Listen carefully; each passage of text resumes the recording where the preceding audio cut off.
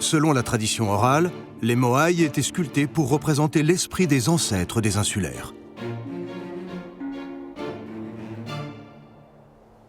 Les statues sont nos ancêtres réveillés. Pour qu'ils aient l'air vivants, on pare les statues de 2 yeux. Certaines statues sont surmontées d'un chapeau de pierre rouge, une sorte de coiffe appelée pukao. Les moaïs étaient découpés dans du tuf volcanique, une pierre tendre résultant de la consolidation de débris volcaniques. Presque tous ont été sculptés ici, à Rano Raraku, une immense carrière à l'intérieur d'un des 3 volcans éteints de l'île. On trouve autour du site aussi bien des statues terminées que d'autres encore à l'état d'ébauche. Ici, pour sculpter un moaï, le plus souvent, on découpait le visage et le corps directement dans la masse, comme pour réveiller la statue de la roche.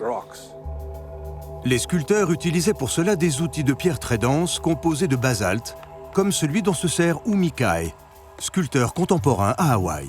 Je trace un modèle que je vais suivre ensuite en sculptant dans le tuf.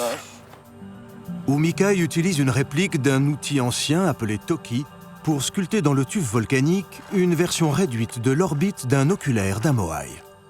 Si je devais faire la même chose avec un outil moderne, ça me prendrait entre 3/4 d'heure et 1 heure. Là, je vais mettre toute une journée, voire 2 jours. Il faudrait sans doute une équipe de 12 personnes sur une année pour faire un moaï de cette taille.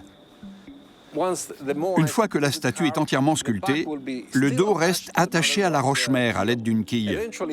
Ensuite, cette quille sera perforée et on ajoutera des pierres sous le dos du moaï, de façon à ce qu'il reste en place pendant qu'on le découpe et qu'on le détache de la roche-mère. Pour finir, on le fait glisser en bas de la colline et on termine de sculpter le dos.